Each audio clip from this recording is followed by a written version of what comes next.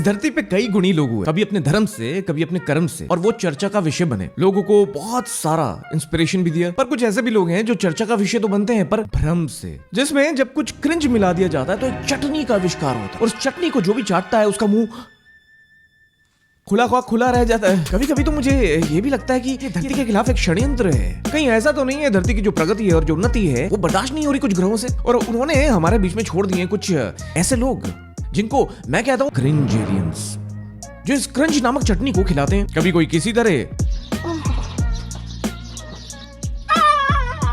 तो कभी कोई किसी तरह। कि आप जब टॉयलेट जाए, जब आप टट्टी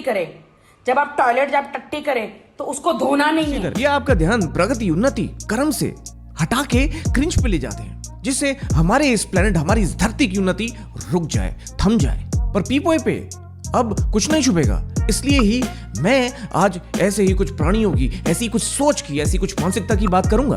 ये लोगों को गुमराह करते हैं और साथ में क्रिंज परोसते हैं, जिससे कॉमन एवरेज ह्यूमन स्टैंडर्ड या इंटेलेक्ट को नीचे गिराया जाए। पर मैं ये होने नहीं दूंगा। अगर आपको भी ऐसे क्रिंज एलियंस या ऐसी सोच रखने वाले लोग दिखते हैं अपने आसपास, तो प्लीज कमेंट्स में टैग जरूर करना और हमें सोशल मीडिया पे भी टैग करना, जिससे आगे वाले एपिसोड्स में हम उनके बारे में बात कर सकें, उनके मुखौटे उतार के उनकी असलियत सामने ला सकें। ये जिम्मा जितना मेरा उतना आपका भी है, ध्यान रखना। कंट्रोल।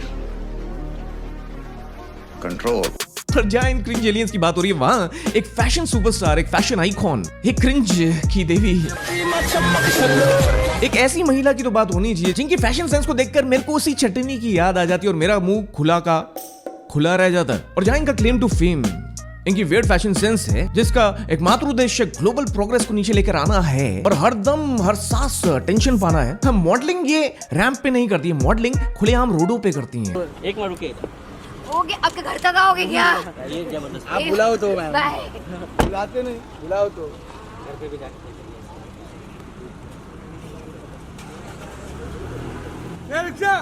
चले। एक सेकंड रुकना।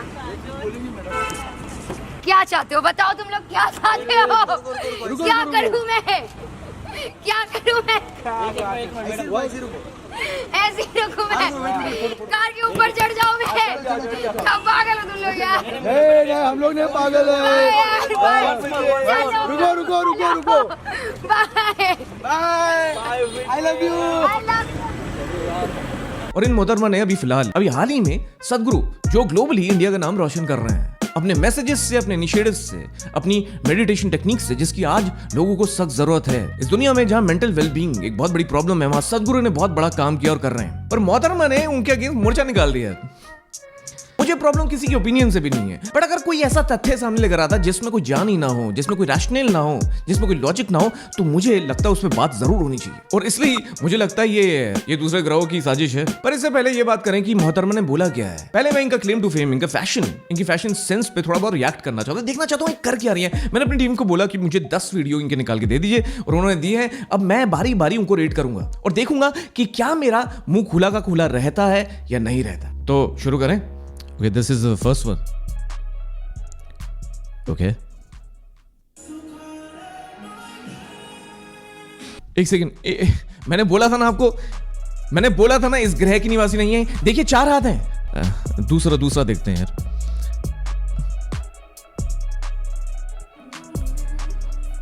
I told you. See, normal human being के इस प्लेनेट पे इतने लंबे बाल नहीं होते। आप देखिए कितने लंबे बाल हैं। पर ये एक WWE सुपरस्टार भी हैं।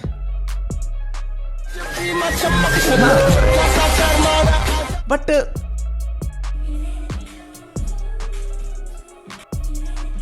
चलिए शुरू करते हैं। मैं तो कुछ और ही समझ रहा था। सी अगेन प्रूफ, ये कैमरा इनको नहीं चाहिए, ये अपनी बॉडी से फोटो खींचती हैं। Imagine the talent, and this talent doesn't exist in humans. मेरा शक बहुत गहरा होता जा रहा है, आगे देखते हैं।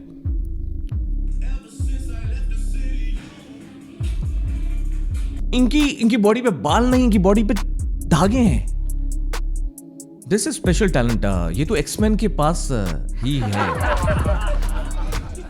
ये ब्लेड्स जो होते हैं, ये जो ब्लेड्स हैं, इससे कोई भी कट सकता, किसी की बॉडी पे खून आ सकता। पर ये देखिए कितने आराम से ब्लेड्स पहने हुए। एक ब्लेड में अगर रेजर में लगाता हूं, थोड़ा सा भी टच हो जाए तो खून निकल आता है। और इनको देखिए, now this hence proof guys, normally पेड़ों पे फल लगते हैं, ये इनकी बॉडी पे लग रहे हैं फल, बस इनको कोई तोड़ ना ले, इनका कोई रस ना पी ले।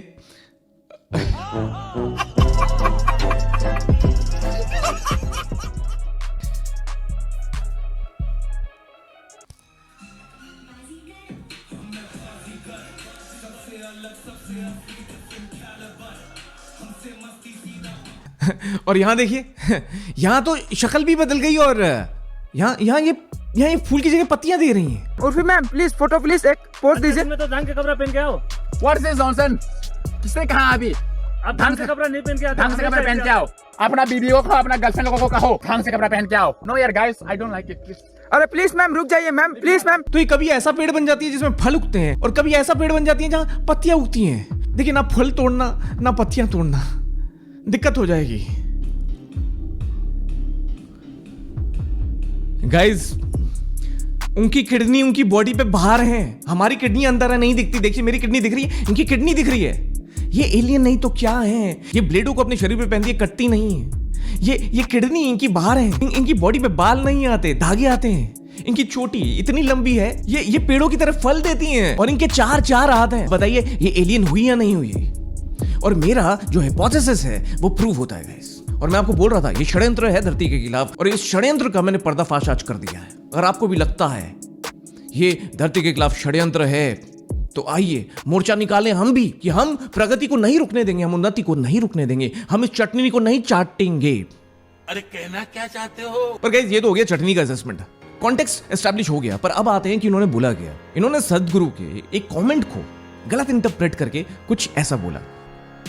इन्होंने बोला कि anyone who follows this cult leader please unfollow me, don't unfollow her, follow her guys, follow her. बहुत जरूरी है सदगुरु को फॉलो करना और फिर उर्फी को भी फॉलो करना, जिससे आप उर्फी से सीख सकें कि आपको लाइफ में क्या नहीं करना और क्या नहीं बनना। So LGBTQ is actually a campaign according to him. Because of these campaigns, people are able to talk about their sexuality freely and loudly. The percent of LGBTQ community is not small, but guess what, your brain. देखिए जो बात कर रही है, in fact I fully endorse कि किसी को भी कंडेम नहीं करना चाहिए। किसी की सेक्सुअल प्रेफरेंस को आप कंडेम करने वाले कोई नहीं होते। कॉन्स्टिट्यूशन हमें राइट देता है, इनफैक्ट लॉ ये कहता है कि आपको जो करना प्राइवेट में करिए, पब्लिक में मत करिए। In fact even if you are heterosexual और homosexual, in either of the cases you don't go out in public and kind of yell about it, right.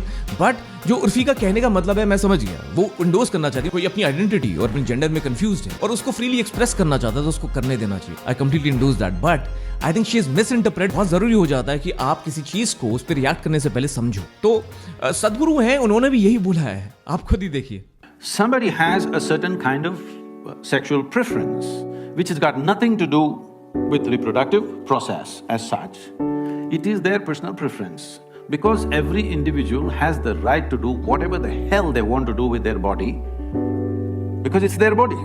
But ये बोल रहे हैं ना कमेंट के बेसिस पे कि उनका दिमाग छोटा है, तो ये साफ दर्शाता है कि ये षड्यंत्र और ये जो बीमारी है इस चटनी को खाने से वो फैलती जा रही है। चलिए आइए, सदगुरु की बात को बिलीव नहीं करते पर समझते हैं कि उनका कहने का मतलब क्या था और उर्फी ने कैसे बहुत जल्दबाजी की उस पर रिएक्ट करने पे। सदगुरु ने कहा कि ऑब्वियसली इट्स एवरीवन्स प्रोग्रेटिव कि वो कौन सी सेक्सुअल प्रेफरेंस रखते हैं, बट उन्होंने बहुत डीप लेवल पे जाके एक और चीज बोली जो शायद उर्फी को नहीं समझ में आई। उन्होंने बोला कि सेक्सुअलिटी एक ऐसी चीज है जो नेचर ने हमें दी और नेचर ने इसलिए भी दी है जिससे हमारी रेस आगे बढ़ सके, हम रिप्रोड्यूस हो पाए, जो कि बहुत सारे और एनिमल्स के साथ भी है।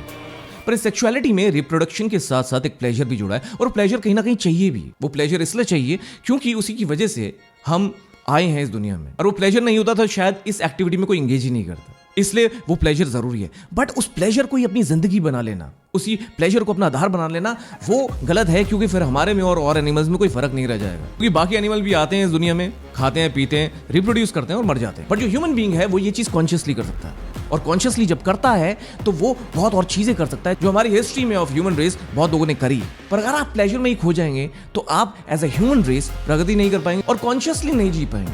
अपनी फ्रीडम का ये मतलब नहीं है कि उसी फ्रीडम में खो जाएं, पर एक बैलेंस क्रिएट करें। That's all Sadhguru try to से। बहुत सारे ऐसे लोग भी हैं जो बस प्लेजर के लिए, बस ट्राई करने के लिए ये चीज करेंगे। वो इसलिए नहीं करेंगे कि ये उनके साथ प्रॉब्लम है, उनकी जेंडर आइडेंटिटी का कंफ्यूजन है, the way they have been born. Please embrace, please respect everybody who's born. In fact, they should get all the rights. अभी उस बारे में मैं कंटेंट लाऊंगा because I fully endorse that they need lot of support, but at the same point of time you don't need to just go to the ground whether you are heterosexual और homosexual. इसके demerits भी हैं, that's all Sadhguru try to say. But जब आपका दिमाग खाली हो और जब आप क्रिंज की चटनी बनाने में ही लगे हो हर रोज दिन या रात, तो ऑब्वियसली आपको ये समझ नहीं आएगा और आप सीधा किसी का दिमाग को छोटा बता देंगे, जबकि शायद आपका दिमाग इतना छोटा हो कि आपको किसी के दिमाग का या किसी के आइडियाज का, किसी की फिलॉसफी, किसी की डीपर रैशनल और मीनिंग को समझना शायद बड़ा मुश्किल हो। और इसलिए मुझे लगा कि इस बात को यहाँ रखना बड़ा जरूरी है, because we all need to support LGBTQ, but there are some people who use the social issues, who use the support context to get the attention on them or their platforms. We all want to be famous, man. That's why we're here. We all want to be recognized. That's a very cheap trick and that needs to be called out and that's what I'm here for. तो मैं उर्फी को यही recommend करूंगा कि ये मुद्दे उठा के, बिना समझे मुद्दे उठा के आपको टेंशन तो मिल जाएगी पर आपको रिस्पेक्ट नहीं मिलेगी। और इस टेंशन का क्या करेंगी आप जहाँ रिस्पेक्ट ही ना हो, because this may be working on short term for you. But life is not lived on short term. The strategy and the journey should be from a long term perspective, not on a short term. और यही मैं सिखाता हूँ अपने mentees को अपने mentorship programme में जो फ्री है सबके लिए। अगर आप लर्न करना चाहते हैं तो लिंक डिस्क्रिप्शन में ज्वाइन कर सकते हैं। I don't have any problem with what she wears, it's her choice. But उनको लगता है कि उनमें दिमाग है और ये मुद्दा उनको समझ में आया है, तो मैं चैलेंज करता हूँ ओपन उर्फी को, आइए डिबेट करते हैं। जरा आ जाइए यूट्यूब पे लाइव इस चैनल पे। I challenge you to come on my platform and debate with me what LGBTQ is and what is the impact on neuropsychology of human beings. How the neurowiring patterns are made over time when you don't understand the rationale and you just conclude and perceive something and the thought goes into your subconscious without you being clear with the interpretations having a lot of bias in it. आ जाइए बात करते हैं। और अगर ये challenge accept नहीं है तो please keep doing what you doing, you are getting lot of attention और लोगों का मुंह खुला का खुला रहेगा और आपको टेंशन मिलती रहेगी। God bless you, keep doing it. Guys, अगर आप ऐसी बेखौफ ओपिनियंस निरंतर सुनना चाहते हैं तो जुड़े रहिए इस चैनल से जिसका नाम है पीपोए, क्योंकि यहाँ अब कुछ नहीं छुपेगा।